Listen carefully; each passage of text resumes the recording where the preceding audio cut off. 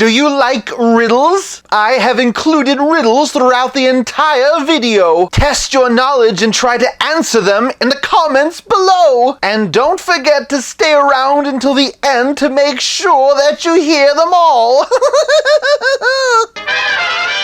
Welcome to 5 Points of Articulation, where I review action figures and then articulate 5 points to help you decide if you want to add that figure to your collection. The 5 points I discuss are packaging, presentation, posability, playability, and price. I'm Jason, and if you enjoy my content, please like, share, subscribe, do all the YouTube rigmarole. Today, we're returning to the McFarlane Toys Retro Batman line with a look at the Prince of Puzzlers, the Riddler. Starting off the packaging, and it's the colorful retro-style blister, Batman Classic TV series logo up top, Age and Company logos at the even toppier top, City at the bottom, onomatopoeias on the side, and product shots on the back. For those who want it, here's the UPC code. I still think there's a lot of wasted space, but the flashy colors definitely fit the theme, and it really does come together. For packaging, I'm giving the Riddler 1 whole point. Riddle me this! What gets bigger as more is taken away? Moving on to presentation, and the Riddler stands at just under 6 inches. First impressions, and I already like this a lot more than the Batman. This might be an unpopular opinion, but Frank Gorshin is my favorite Riddler, and this face sculpt pretty darn well captures him. Comparing him to the picture on the back of the box, I don't quite think that the figure captures the same depth in the eye holes of the mask, especially not when compared to the Adam West Batman, but this is still unmistakably Frank Gorshin. In fact, comparing Riddler and Batman, and there is a surprising amount of reuse between the two. For example, their upper arms are the same, as are their upper legs. Additionally, while the belts are unique, the groins came from the same sculpt, as did the torso. Lifting up the cape, and you can see where they did resculpt Riddler around the collar. The fists are also the same, except that there's a new trim around the Riddler's glove, and the open hands are just as awkward. Moving on down, and he has his vibrant green jumpsuit. The question mark on his chest is nice and crisp, as are all the other question marks running down his leg. The lavender glove and belts add some flourish, and his outside underoos are a slightly different shade of green so that they stand out as well. Once again, he's been given a weapon-holding hand with no weapon, and moving all the way down, you can really appreciate his very comfortable-looking green loafers. Flipping him around, and there's not much more to see back there. While I did have some issues with how the Adam West Batman figure was executed, the Riddler is pretty spot on. He could probably be just a bit skinnier and the costume just a bit baggier, but shrinking that all down to 6-inch scale, and I think that this honestly works just fine. For a presentation, I'm giving the Riddler 1 whole point. Riddle me this! What 5-letter word becomes shorter when you add 2 letters to it?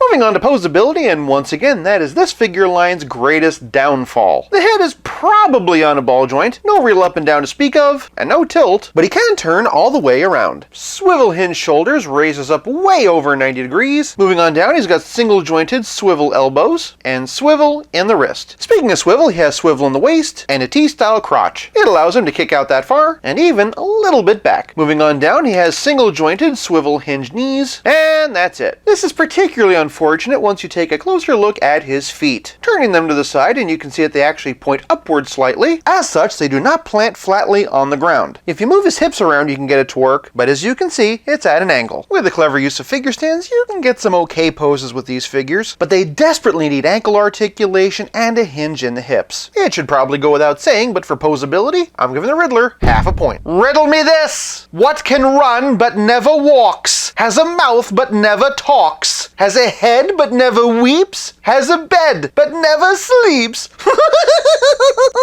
Moving on to playability, and Riddler comes with a couple of onomatopoeias. Ouch! Wham!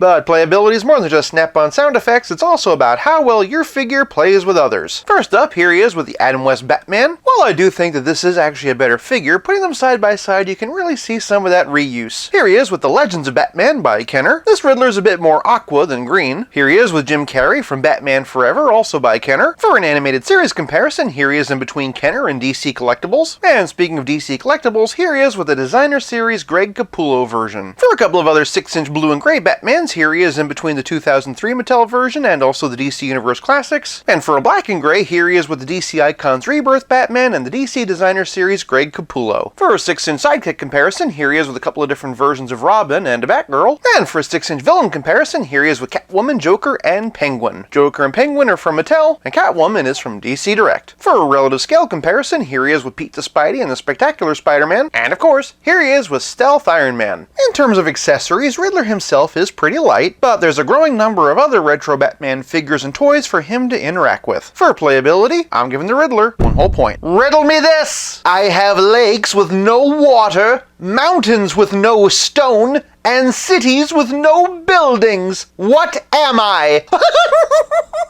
This leaves us with nothing left to discuss but the price. I picked up Riddler at Target for $17.99. If you saw my review of Batman, you'd know I thought that was entirely too much back then, and given the lack of articulation and accessories, I still think that it's entirely too much now. For price, I'm giving the Retro Riddler half a point for a grand total of 4 out of 5. Riddle me this! What runs all around a backyard but never moves? For a look at the Retro Batman or Batmobile, click here. I'll be back again real soon, but until then, play nice and have fun.